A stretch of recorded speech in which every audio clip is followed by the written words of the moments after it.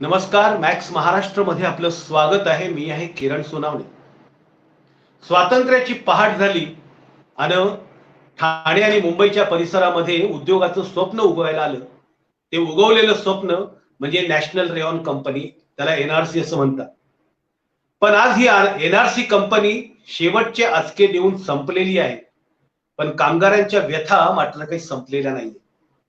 इथे काम करणाऱ्या 4,500 कामगारांच्या एका एका कामगाराची व्यथा जरी आपण ऐकली तरी साधारणतः त्याला खूप वेळ जाईल. पण आज लाईव्ह येण्याचं सगळ्यात महत्वाचं कारण असं आहे की या देशामध्ये गरिबासाठी आणि श्रीमंतासाठी असे दोन कायदे आहेत की काय, असा प्रश्न उपस्थित व्हावा अशा प्रकारची परिस्थिती आहे. नुकताच माहितीच्या अधिकारामध्ये एक खुलासा झालेला आहे की एनआरसी कंपनीच्याकडे मालमत्ता कराच्या पोटी 1,22,23,93,00,000 आणि 23,000 रुपये बाकी आहेत. मी पुन्हा एकदा तुम्हाला हा आकडा सांगतोय, 1,22,23,93,00,000 आणि 23,000 रुपये इतका असा हा मालमत्ता कराचा थकबाकी बाकी आहे. मग एवढी थकबाकी असताना सुद्धा या कंपनीला विक्रीची परवानगी एनओसी कशी मिळाली, कुठून मिळाली, कोणी मिळाली आणि एवढी थकबाकी असताना कल्याण डोंबिवली महापालिका गप्प आहे, राज्य सरकार गप्प आहे, कामगार न्यायालय गप्प आहे आणि कामगार मात्र वाऱ्यावरती आहे. त्यामुळे आज ही जी 21 जूनच्या रोजी 1,22,23,93,00,000 आणि 23,000 रुपयांच्या थकबाकीचा खुलासा ज्यांनी आपल्याकडे केला त्या संदर्भात आणि कंपनी कामगारांच्या प्रश्नाच्या संदर्भात चर्चा करण्यासाठी आज आपण लाईव्ह आलोय. या ठिकाणी लाईव्ह मध्ये आपल्या सोबत ज्येष्ठ समाजसेवक आणि माहिती अधिकार कार्यकर्ते श्रीनिवास घाणेकर आहेत. घाणेकर साहेब, तुमचं स्वागत आहे मॅक्स महाराष्ट्र मध्ये. त्यानंतर गेली 30 वर्ष पत्रकारितेशी काम करत असणारे समय सहाराचे पत्रकार सुदाम गंगावणे आपल्या सोबत आहेत आणि कामगारांसाठी गेले जवळपास स्वतः कामगार आहेत आणि कामगारांसाठी लढत आहेत, ज्याच्यासाठी जेलमध्ये गेले, अनेक गुन्हे दाखल करून घेतले, असे भीमराव डोळस कामगार नेते आपल्या सोबत या लाईव्ह कार्यक्रमामध्ये. सगळ्यात पहिल्यांदा ही 1,22,23,93,00,000 आणि 23,000ची थकबाकीचा काय गोड बंगाल आहे हे जाणून घेण्यासाठी आपण थेट श्रीनिवास घाणेकर साहेबांकडे जाणार आहेत. घाणेकर साहेब, नेमका हा काय प्रकार आहे, तुम्ही आमच्या प्रेक्षकांना सांगा. थोडस सविस्तर सांगतो याच्यामध्ये. हो. महापालिकेच्या विरोधामध्ये एक आंदोलन घेतलं गेलं होतं 3 महिन्यापूर्वी साधारण. नदीमधले उल्हास नदीमध्ये जलपर्णी वाढले, तिथे प्रदूषण वाढले म्हणून त्याची दखल घेण्यासाठी 18 दिवसाचं एक आंदोलन केलं गेलं होतं नितीन निकम, उमेश बोरगावकर आणि कैलास शिंदे या माजी नगरसेवकांकडनं. त्याचं समाप्ती करताना आयुक्त महोदय आणि बाकी सर्व मंडळी तिथे स्टेजवरती आली होती तराफ्यावरती. त्यावेळेला त्यांचं असं म्हणणं होतं की एनआरसी मध्ये जर कधी एसटीपी प्लांट बांधायचा असेल तर तिथे अदानी ग्रुपची आपल्याला परमिशन घ्यायला लागेल. मी त्यांना त्याच वेळेला कल्पना दिली की ही प्रॉपर्टी महापालिकेच्या मालमत्ता करासाठी जप्त केलेली आहे. याच्या विरोधामध्ये कंपनी प्रशासनाने हायकोर्टामध्ये अपील केलं होतं. हायकोर्टामध्ये महापालिका जिंकले. नंतर सर्वोच्च न्यायालयामध्ये कंपनी गेली होती. सर्वोच्च न्यायालयामध्ये सुद्धा कंपनीच्या विरोधामध्ये निर्णय लागला आणि महापालिकेच्या बाजूने निर्णय लागला. तर ही प्रॉपर्टी आपण जप्त केलेली आहे, तसा तऱ्हेचा बोर्ड आपण कंपनीच्या गेटवरती लावलेला आहे आणि कंपनीच्या गेटवरती त्या जप्तीचा बोर्ड लावलाय. कंपनीची जागा जर कधी आपण मिळकत जर जप्त केली तर आपण त्यांची परमिशन का घेतोय, ही आयुक्तांना मी कल्पना दिली होती. त्यावेळेला त्यांनी वाटाण्याच्या अक्षता लावल्या, काही त्याच्यात थातुरमातुर उत्तरं दिली. नंतर मी त्याच्यात नेटाने प्रयत्न करून आधी माहिती अधिकारामध्ये त्यांची कंपनीची थकबाकी किती आहे याची माहिती घेण्याचा प्रयत्न केला. आज मला महापालिकेकडनं उत्तर आलं आणि त्याच्यामध्ये 1,22,23,93,23,568 रुपये एवढी महापालिकेच्या मालमत्ता करायची थकबाकी कंपनीच्या डोक्यावरती आहे असं मला कळलं. मुळामध्ये कंपनी एनआरसी कंपनीच्या नावाने आजही बिल जनरेट होते एनआरसी कंपनीच्या नावाने, बरोबर. म्हणजे महापालिकेच्या रेकॉर्डवरती आजही एनआरसी कंपनीचंच नाव आहे. आणि आता मात्र त्या ठिकाणी एक वेगळा ग्रुप, अदानी ग्रुप तिथे काम करतोय. त्यांच्या ताब्यामध्ये जी प्रॉपर्टी आहे तिथल्या चिमण्या पाडल्या गेल्या, तरी महापालिकेला त्यांनी विचारलं नाही. तिथले क्वार्टर्स पाडले गेले तरी त्यांनी महापालिकेला विचारलं नाही. कामगारांनी याच्या विरोधामध्ये आंदोलनं केली तरी त्याला भीक घातली गेली नाही. काही राजकीय पुढारी सुद्धा त्याच्यामध्ये कंपनीच्या बाजूने टीका अशी शंका निर्माण झाली. कामगारांची देणी द्यायची नाही. महापालिकेची जवळजवळ 1 अब्ज 23 करोड रुपये देणं असून सुद्धा त्यांना बिल्डिंग म्हणजे कोणतेही आपले टायटल बदलण्यासाठी मदत केली गेली आणि ह्यासाठी महापालिकेचे अधिकारी कर्मचारी याच्यामध्ये संबंधितांना संगनमताने मदत करतात की काय अशी परिस्थिती मला वाटायला लागलेली आहे. त्यामुळे हो मी आज आयुक्तांना एक पत्र लिहिले की तुम्ही सर्व संबंधितांवरती कारवाई घ्या. तुम्ही यांची इन्क्वायरी करा. या प्रॉपर्टी सील करा आणि सील जर कधी कंपनी ऐकत नसेल तर तुम्ही उच्च न्यायालयामध्ये दाद मागा आणि सर्व परिस्थिती तिथे ठेवा. त्याच्यानंतर मग उच्च न्यायालयाकडनं ही प्रॉपर्टी त्या कंपनीने म्हणजे अदानी कंपनीने ही वापरू नये असा मनाई हुकूम घ्या आणि त्याचबरोबर महापालिकेचे कर्मचारी अधिकारी जे याच्यामध्ये दोषी असतील त्या सर्वांवरती कारवाई व्हायला पाहिजे अशी माझी त्या पत्रामध्ये मागणी केलेली आहे. प्रश्न निर्माण असा होतो की ह्या प्रश्नावरती सर्व राजकीय पक्ष आपापले भूमिका मांडणार की नाही ही महत्वाची बाब आहे. राष्ट्रवादी काँग्रेस पक्ष असेल, काँग्रेस पक्ष असेल किंवा शिवसेना असेल, भाजप असेल, अजून कोणते राजकीय पक्ष असतील यांनी या प्रश्नावरती जनतेची बाजू घेणार का कंपनी धनदानक्यांची बाजू घेणार हे एकदा स्पष्ट होणं गरजेचं आहे. 5-10 हजार रुपये जर कधी मालमत्ता कर जर कधी थकला तर त्यांच्या दरवाजावरती वसुलीसाठी महापालिकेची पथकं जेव्हा जातात आणि त्यांच्या प्रॉपर्टी सील करतात. आज अब्जावधी रुपये ज्यांचे शिल्लक आहेत महापालिकेला भरायचे तरी सुद्धा त्याच्यावरती कोणतीही कारवाई होत नाही. ही अत्यंत दुर्दैवाची बाब आहे. म्हणून मला अशी शंका यायला लागली की या देशामध्ये गरिबांसाठी एक वेगळा कायदा, सर्वसामान्यांसाठी एक वेगळा कायदा आणि धनदांडग्या आणि राजकीय पाठबळ असलेल्या लोकांसाठी एक वेगळा कायदा आहे की काय अशी शंका मला यायला लागली. अत्यंत बरोबर आहे की या देशामध्ये दोन कायदे आहेत का? उद्योगपती गौतम अदानीसाठी एक वेगळा कायदा किंवा एनआरसी कंपनीच्या उद्योगपतीसाठी एक वेगळा कायदा आणि गेली जवळपास नाही म्हटलं तर 14 वर्ष आंदोलन करणाऱ्या कामगारांसाठी वेगळा कायदा. इथे 4,500 कामगार या ठिकाणी राहत होते. अतिशय सुरुवातीला ज्यावेळेस ही कंपनी उदयाला आली त्यावेळेस तिथे त्या ठिकाणी अतिशय नंदनवन फुललं की काय अशा प्रकारची परिस्थिती होती. म्हणजे लोक एनआरसी कंपनी पाहण्यासाठी म्हणून जायचे आणि ती चिमणी लांबून दिसली तर भारताचं वैभव आहे की काय अशा प्रकारची माणसांना त्या संदर्भानं गर्वानं माणसाला म्हणजे ऊर भरून यायचा की आपण एका मोठ्या उद्योगाच्या जवळून जातो. मी आता सुदाम गंगावणे यांच्याकडे जाणार आहे. गेले 30 वर्ष ते पत्रकारिता करतायत. ते एनआरसी कंपनीच्या अनेक वेळा त्यांनी बातम्या केल्या आहेत. काय सांगाल गंगावणेजी आपण? किरणजी, ही अतिशय धक्कादायक बाब श्रीनिवास घाणेकर यांनी उघडकीस आणलेली आहे. इतकी मोठी कल्याण डोंबिवली महानगरपालिकेची थकबाकी असताना ह्या एनआरसीची जी जागा आहे हिचा लिलाव होताच कसा? आणि मुळामध्ये इथे कामगारांचा प्रश्न आहे. कामगार इथे हजारोच्या संख्येने जे कामगार इथे काम करत होते, म्हणजे स्वातंत्र्यपूर्व काळातली कंपनी आहे ही, काल परवा सुरू झालेली कंपनी नाहीये. आणि सगळ्यात टॉपचा जो रेयान धागा आहे तो जगात ही कंपनी सप्लाय करायची.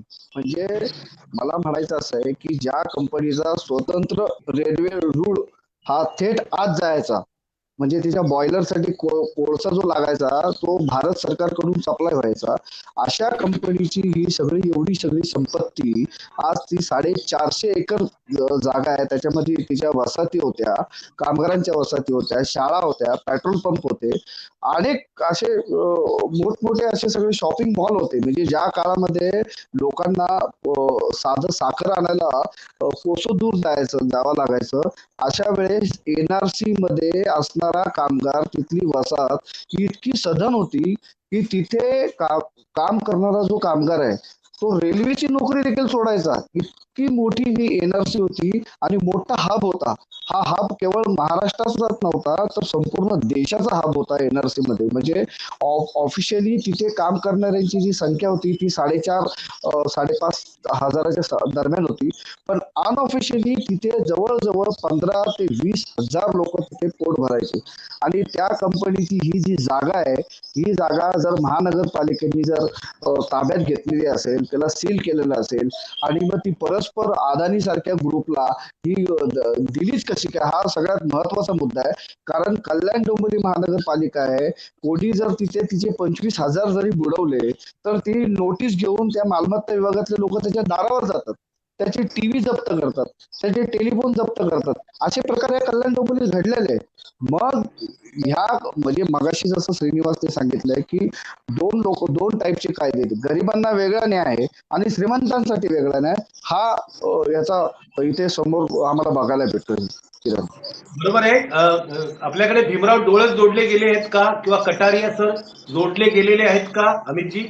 असेल तर त्यांना आणा समोर. मला असं वाटतं की अजून भीमराव कटारियाजींचा काहीतरी भीमराव आपला कटारियाजींचा आणि डोळस यांचा काहीतरी प्रॉब्लेम झाला असेल नेटवर्कचा. आपण पुन्हा एकदा श्रीनिवास घाणेकरांकडे जाणार आहोत.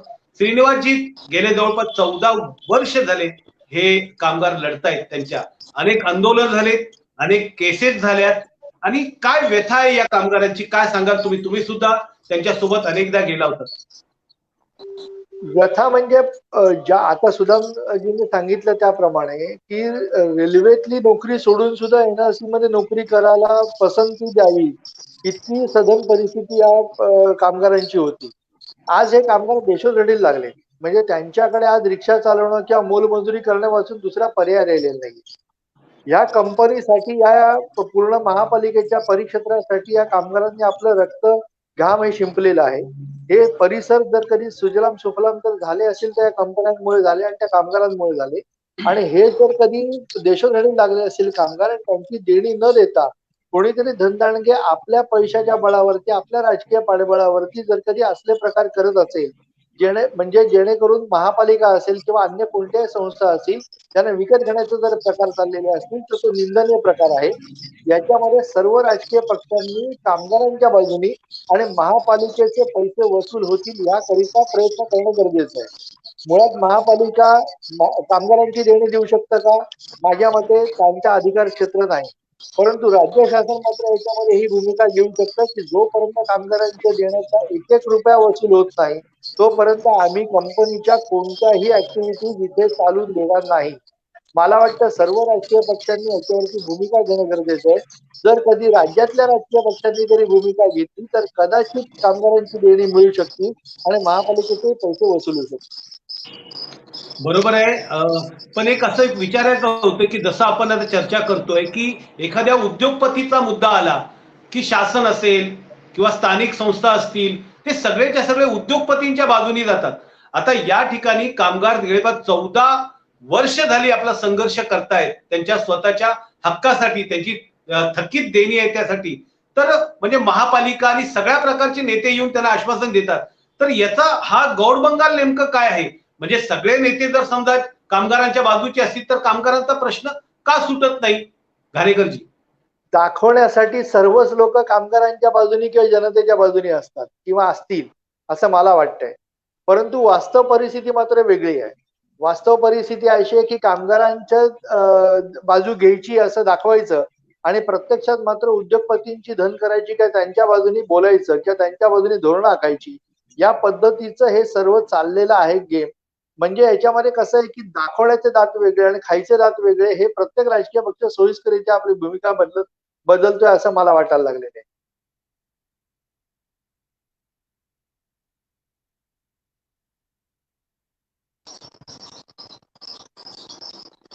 या या सर्व प्रकारामध्ये महापालिकेच्या महासभेमध्ये अनेक वेळा चर्चा झालेली आहे आणि या चर्चेमध्ये महापालिका आणि कंपनी यांचं एस्क्रो अकाउंट उघडावं, म्हणजे त्याच्यामध्ये हे पैसे जमा राहतील आणि मग न्यायालयाचा जो निर्णय लागेल त्यानंतर ते पैसे कोणी घ्यायचे याचा निर्णय घेता येईल. अशा तऱ्हेच्या अनेक वेळा चर्चा आणि ठराव सुद्धा झालेले आहेत महापालिकेमध्ये. पण त्या सगळ्या गोष्टींना महापालिकेच्याच अधिकाऱ्यांनी वाटण्याची अक्षता लावली. अत्यंत दुर्दैवाची बाब आहे.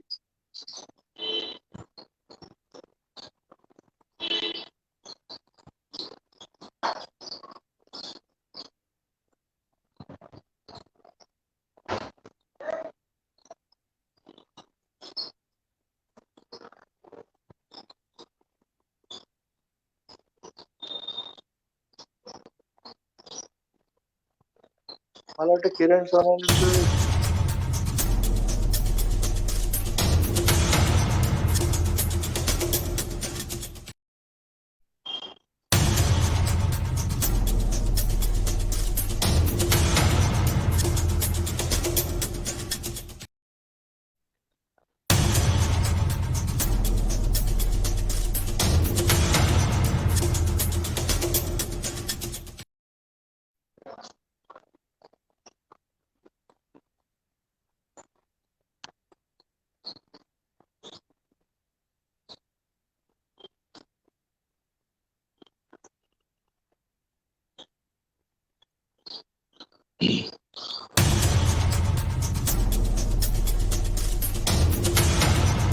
सर आप लोग बात करो, किरण जी भी ज्वाइन करेंगे। ओके. मला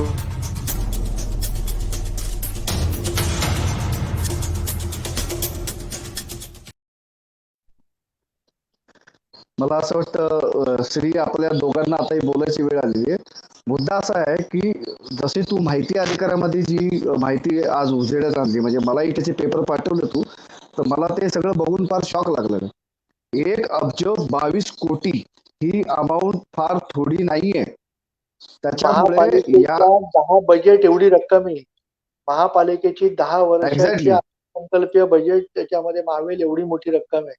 आता यावर्षी एक्झॅक्टली 2021-22 ला जर कधी यांनी जर ही रक्कम भरली नाही तर नेक्स्ट इयरला याच्यावरती 2% परत व्याज लागेल. आणि 2% व्याज म्हणजे सॉरी 2% दर महिन्याला, याप्रमाणे वर्षाचे पैसे किती होतात? यांच्यामध्ये महापालिका चक्रवाढ व्याजाने जर कधी सामान्य नागरिकांना जर कधी कर आकारणी करत असेल, चक्रवाढ व्याजाने त्यांची शास्ती हे असते. करते शास्ती असते. तशी जर कधी हम्म. शास्ती लागायला लागली तर कंपनीची मूळ प्रॉपर्टी जी आहे ती विकली जाईल, कामगारांना देणी मिळणारच नाहीत आणि शेवटी अवसानात जाईल कंपनी आणि नंतर मग महापालिकेची देणी मिळणार नाहीत अशी परिस्थिती निर्माण होईल. यासाठी एक संबंधित आपण अधिकारी यासाठी संबंधित अधिकारी कर्मचाऱ्यांवरती कारवाई मागतोय आपण.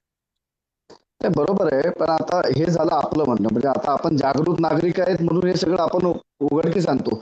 पण इथले जे राजकीय नेते आहेत, पालकमंत्री आहेत, खासदार आहेत, आमदार आहेत, त्यांच्या अखत्यारीमध्ये हा सगळा विषय येतो. हे लोक गप्प का बसतायत? कारण 1-2 कामगार नाहीयेत. एनआरसीचे कामगार हे 4,500च्या पुढे आहेत आणि अजूनही त्यांना छदाम मिळालेला नाहीये. हा मला विषय येतो कामगारांना. मला मला प्रश्न पडायला लागलाय की मुळामध्ये आमदार, खासदार किंवा इतर लोकप्रतिनिधी जे आहेत ते सर्वसामान्य लोकांच्या बाजूने आहेत की कंपनी प्रशासनाच्या बाजूने आहेत? कंपनी प्रशासनाला फेवरेबल भूमिका प्रत्येक राजकीय पक्षांनी आतापर्यंत घेत गेलेत असं मला वाटतंय. सभागृहामध्ये एक बोलायचं आणि प्रत्यक्ष परिस्थिती वेगळीच असते. या पद्धतीने जर तरी काम जर प्रत्येक राजकीय पक्ष वागायला लागला तर सर्वसामान्य माणसाला वालीच उरणार नाही. यामध्ये पालकमंत्री नाही, असतील मला किंवा खासदार मला असतील यांनी मला भूमिका मला घेणं मला गरजेचं आहे. मला एक गोष्टीचं वाईट याचं वाटतं श्री. आता एक ठाणे जिल्हा, म्हणजे आता आम्ही इथं 200 वर्ष राहतोय. जिल्हा आपला कशासाठी ओळखला जातो? एक औद्योगिक जिल्हा म्हणून. म्हणजे तुला माहिती आहे माचीसची काडी आपल्या अंबरनाथ मध्ये तयार व्हायची, हो. बरोबर? प्रीमियर कंपनी प्रीमियर कंपनी म्हणजे आज टॉपची जी गाडी होती त्यांची 118, तिचं उत्पादन, डेलीचं उत्पादन 70 गाड्या होत्या, त्या डोंबिवलीमध्ये व्हायच्या. हो. त्याच्यानंतर अजून 1-2 कंपन्या, डीएमसी कंपनी म्हणजे जी हो. गंधक संपूर्ण जगात पाठवते. अमरडाय सारखी कंपनी, आयडियाचा तर म्हणजे जेव्हा सोन्याचा जो दर आहे हा 1200 रुपये समथिंग काय ते तोळा होता, त्यावेळेस अमरडाय आयडियामध्ये तयार होणारा जो रंग आहे त्या रंगाची किंमत ही 4,200 रुपये तोळा होती. हो. या ज्या कंपन्या आहेत या ठाणे जिल्ह्याचे भूषण आहे. त्याच्यानंतर आणखी एक कंपनी आहे सोनावाला कंपाऊंड. ती हो. सोनावाला कंपाऊंड जी आहे ती तेलाची कंपनी होती, खाद्य तेल, पाम तेल वगैरे सगळं बनवायचं. बस हो. तिथं तिथपर्यंत रेल्वे रूळ त्या कंपनीत देखील होता. म्हणजे 2 आणि कंपन्या अशा अजूनही होत्या. आहे. अजूनही आहे. हा, एक एक एनआरसी होती आणि एक सोनावाला होती. म्हणजे तिथं वडवली थेट पुलाच्या रेल्वे. अलीकडे कंपनी, वडवली पुलाच्या येस, अलीकडे त्यांचं कंपाऊंड आहे. Yes, yes. 50 एकरच्या 50 एकरच्या वरची जागा आहे त्यांची. येस, या ठाणे जिल्ह्याच्या या भूषण होत्या या कंपन्या. अजून तसं अंतुलेंची एक कंपनी शहापूरला आहे. म्हणजे तुम्हाला ते आपण चंद्रा डालडा वगैरे आपण लहानपणी खायचो बघा, डालड्याचे डबे वगैरे असायचे, ती कंपनी सुरू आहे. पण ह्या कंपन्या ह्या जिल्ह्याचे भूषण होते. म्हणजे जशी मुंबईची ओळख काय होती, गिरणी कामगार, गिरणी, आता ती संपली. तसं ठाणे जिल्ह्याच्या ह्या मोठ्या मोठ्या ओळखी होत्या. म्हणजे एनआरसी झालं, त्याच्यानंतर तुझे स्मिता कंडक्ट म्हणून होती, भंडार मिल होती विठ्ठलवाडीला, ह्या परत जिथं आता आपला मेट्रो, हार्ड कॅसल वॉर्ड हा, होती. मेट्रोचा मॉल जिथं उभा आहे ती हार्ड कॅसल होती. मल्होत्रा स्टील आहे, जिंदाल आहे, जिंदाल आहे. ह्या आपल्या सगळ्या ठाणे पण जिल्ह्याचे हळूहळू भूषण आहेत. हळूहळू या राजकीय पक्षांनी सोयीस्कर भूमिका घेऊन या इंडस्ट्रीज ठाणे जिल्ह्यातनं बंद कशा होती अशी धोरणं हम्म, आखली. आणि नंतर ह्या हम्म, इंडस्ट्री, आता डोंबिवली एमआयडीसी मधले कित्येक कंपन्या अशा आहेत की ज्या चालू आहेत की नाही मला शंकायला लागले. 90% कंपनीज बंद आहेत तिथल्या डोंबिवली एमआयडीसी मधल्या. हम्म, 10% कंपन्या इथे आहेत, त्यांना पोल्युशन कंट्रोल बोर्डाने नोटिसा दिल्या, त्याही बंद होण्याच्या मार्गावर आहेत. त्यांच्या मालकांशी बोललं तर ते म्हणतात की इथले नियम आम्हाला खूप जास्त पडतात, आम्ही गुजरातला जातो. म्हणजे ह्या बरं सगळ्या आता गोष्टी इथला इंडस्ट्रियल बेल्ट संपवण्याच्या दृष्टीने सगळा प्रयत्न चाललाय की काय असं वाटायला लागलंय. लॉबी मोठी, भूखंड लॉबी माफिया. खूप खूप. बरं आणि आता आपले त्याच्यामुळे भूखंड मोठे होतात ना यांचे लोकांचे. आज प्रीमियर आपले कंपनी बंद झाली, त्या ठिकाणी खूप मोठं रहिवासी आणि व्यापारी संकुल उभं राहत आहे त्या ठिकाणी, रनावर ग्रुप, अरुणवाल ग्रुपचं. तसंच ऋणवाल ग्रुप. लोणांचं पण आहे. अनेक अशा जागा आहेत ज्या कंपनीच्या जागा होत्या आणि त्या कंपनीच्या जागा कंपन्या बंद पडल्यामुळे रहिवासी विभागामध्ये समाविष्ट केल्या गेल्या. ठाण्यामध्येही तीच परिस्थिती आहे जशी कल्याणमध्ये आहे तशी. याही जागेचं तसंच होणार आहे. याही जागेचा खूप मोठा कंटेनरचा इथे उद्योग येणार आहे असं मी ऐकतोय. आणि भयंकर आपले मित्र आले, वाईट परिस्थिती आहे. विलास विलास जी आलेत, विलास आठवले आलेत. नमस्कार. बरं, विलास जी आठवले आलेत. होत नाहीये आवाज येत किरण नाहीये. सोनवणे यांच्याशी. संपर्क होत अं, नाहीये तांत्रिक अडचणीमुळे तुमच्याशी.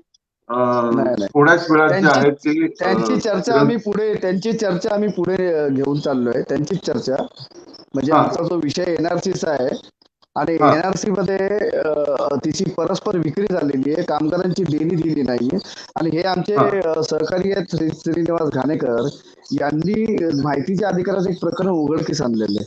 ते प्रकरण हा असं आहे की महानगरपालिकेने सील लावलेली प्रॉपर्टी ही परस्पर अदानी ग्रुपकडे गेली कशी काय. ती हा 450 एकर जमीन आहे आणि हा महापालिकेची थकबाकी ही 1 अब्ज 22 कोटी थकबाकी आहे. ही साधी थकबाकी नाहीये. 1 कोटी तर 22 लक्ष श्रीनिवास, नाही, 1 कोटी 22 लक्ष नाही, 1 अब्ज 1 अब्ज 22 कोटी, 1 अब्ज 22 कोटी 93,23,568.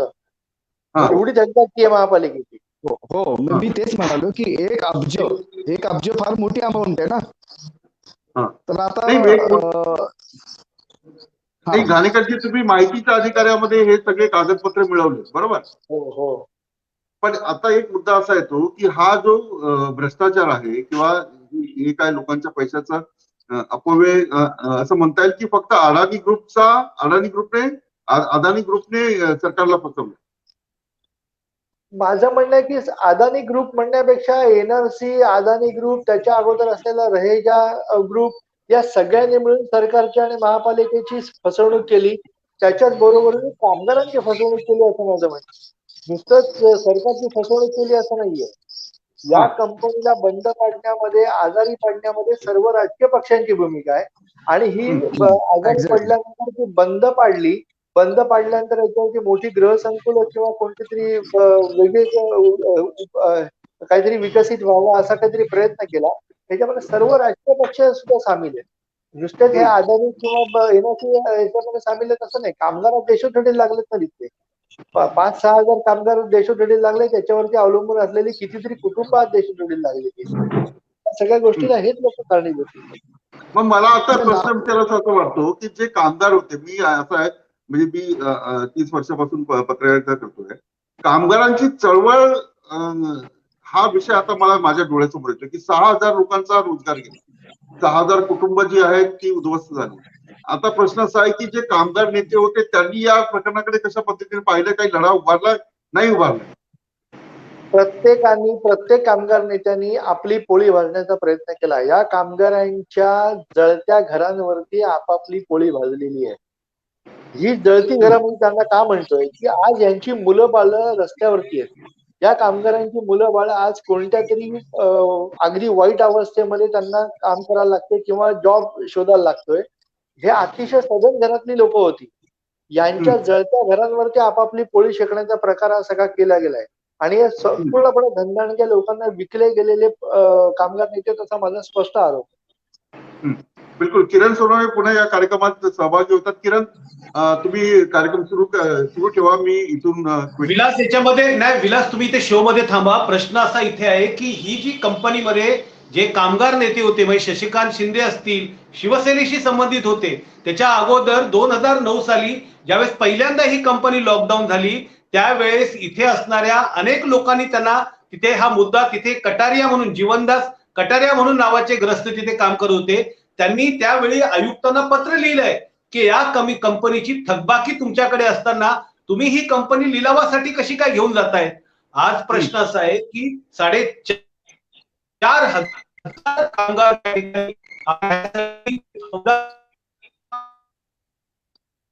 त्याची कंपनी आजारी पडण्यासाठी अडचण येत नाही, त्याला महापालिकेकडून एनओसी सहज मिळते. त्याच्यानंतर सगळ्यात महत्वाची गोष्ट अशी की जी 450 एकर जमीन आहे त्या जमिनीपैकी वसाहतीची जमीन त्यांना विकण्याची परवानगी नसताना सुद्धा वसाहतीची जमीन विकली गेलेली आहे आणि त्याची किंमत मुद्दामून कमी करून कामगारांना इथे कुठेतरी वेठीस धरलं जात आहे. मी श्रीनिवास दहानेकरांना एक विचारणार आहे की या ठिकाणी तुम्ही असं पाहतायत का की एकूण सगळे जी लोक आहेत, बरं झालं आपल्यासोबत भीमराव डोळेजी आले. भीमराव डोळेजी, आम्ही चर्चा करतो, तुम्ही कामगारांचं दुःख काय ते सांगा. हॅलो, हा बोला, कामगारांचं दुःख काय ते सांगा, बोला. नाही, कामगाराचं दुःख असं आहे की 2006 पासून जे कामगार रिटायर झालेले आहेत त्यांची अद्यापर्यंत देणी मिळालेली नाही आणि त्याचबरोबर बऱ्याचशा कामगारांनी त्यांचे पैसे मिळत नाही म्हणून आत्महत्या केलेल्या आहेत. त्याचबरोबर एक जो शाहू डोंगरे नावाचा माणूस आहे त्यांनी RS 9 नंबर बिल्डिंग वरून उडी मारून आत्महत्या केली. बऱ्याच मुला मुलींचे लग्न कामगारांचे पैसे नाही मिळाले रखडलेले आहेत.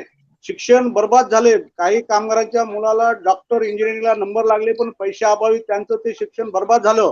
अशा एकंदरीत कामगार बर्बाद झालेले आहेत. त्यामुळे आज परिस्थिती अशी आहे.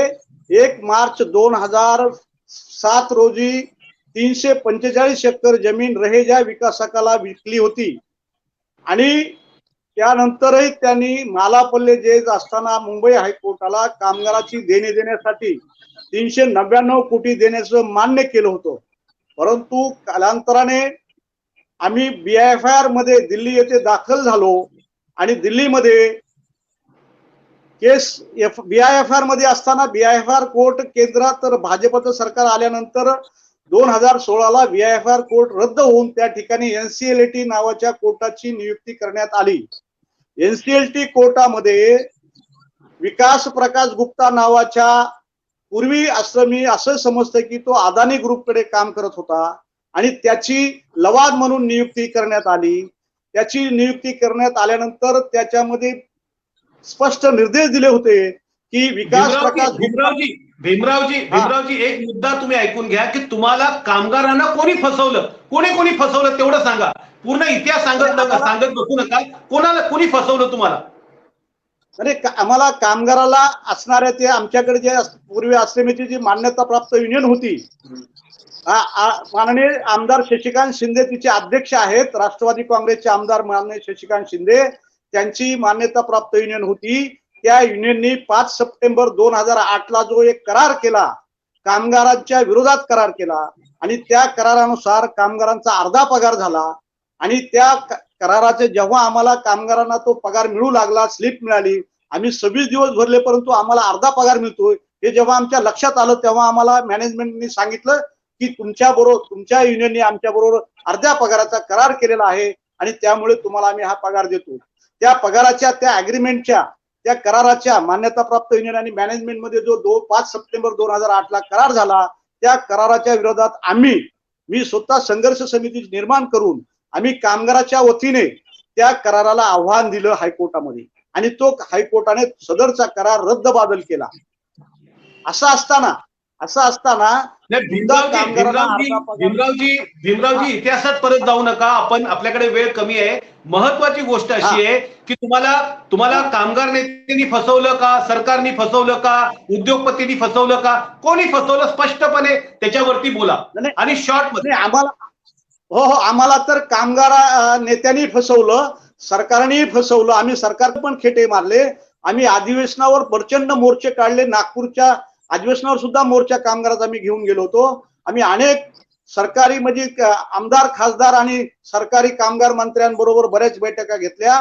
त्यांनी सुद्धा आमच्याकडे पाठ फिरवण्याचं काम केलं. त्यामुळं आमची फसवणूक उद्योगपती, कामगार नेते आणि सरकारकडून झालेली आहे असं म्हणायला हरकत नाही. आता तुमची काय वेदना आहे? आता तुम्ही काय आव्हान कराल? आता काय तुमची? आता बघा की 1,22,93,00,000 आणि 22,000 रुपयांची थकबाकी महापालिकेची आहे आणि मालकी मात्र आता अदानीकडे.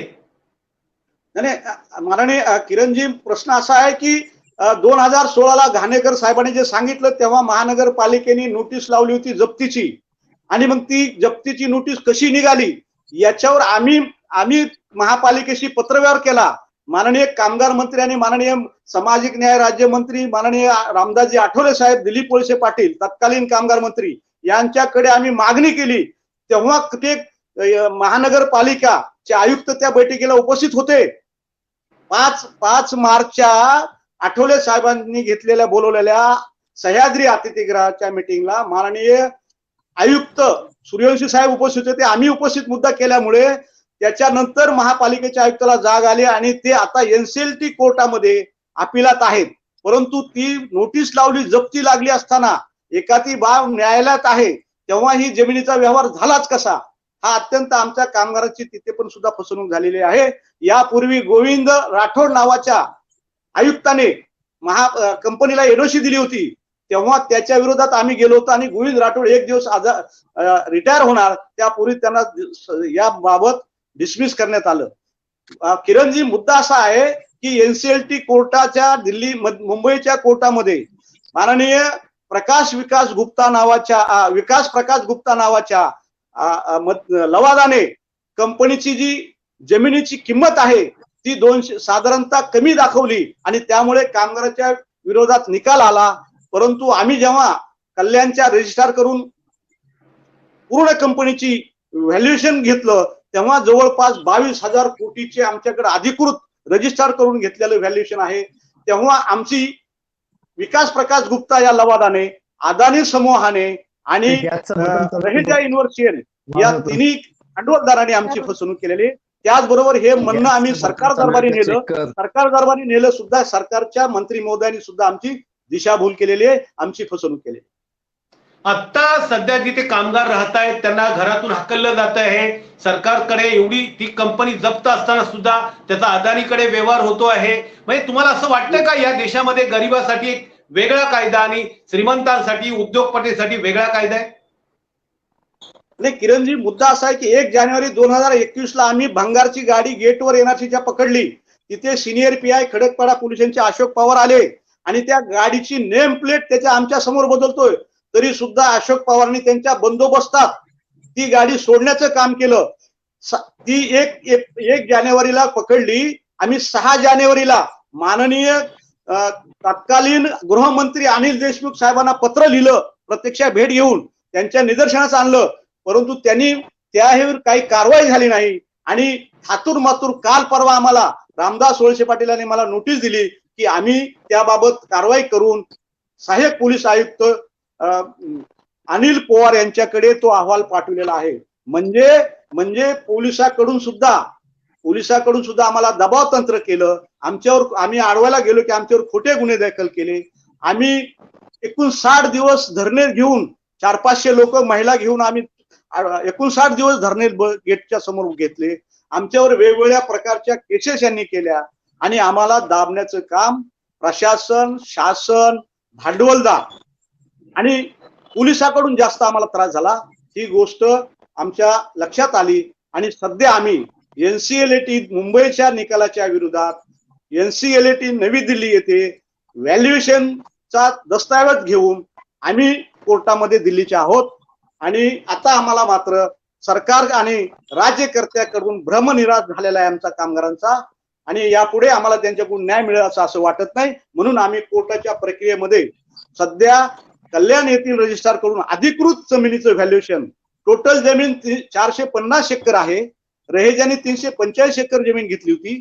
105 एकरवर असणारा जो कंपनीचा प्लांट आहे आणि तो अदानीने घेतला म्हणत होता, परंतु मात्र अदानीने पूर्ण जमिनीचा आता एक्वायर करून आम्ही राहत असणाऱ्या कॉलनीमध्ये बऱ्याच एक कामगाराला हिसकावून गुंडा करवी, त्यांना गुंडाच्या मार्फत हाकले, काही 2-2 कामगार राहत होते एका बिल्डिंगला, त्यांना हाकलून लाईट बंद करणे, पाणी बंद करणे, अशा अनेक तक्रारी त्रास देऊन अनेक गुंडाकडून आम्हाला त्रास करून आम्हाला कामगारांना त्या बिल्डिंग मधून हाकललं आणि जेसीपी पोकलनच्या सहाय्याने राजरोसपणे बिल्डिंग तोडण्याचं काम या अदानी समूहाने केलेलं आहे.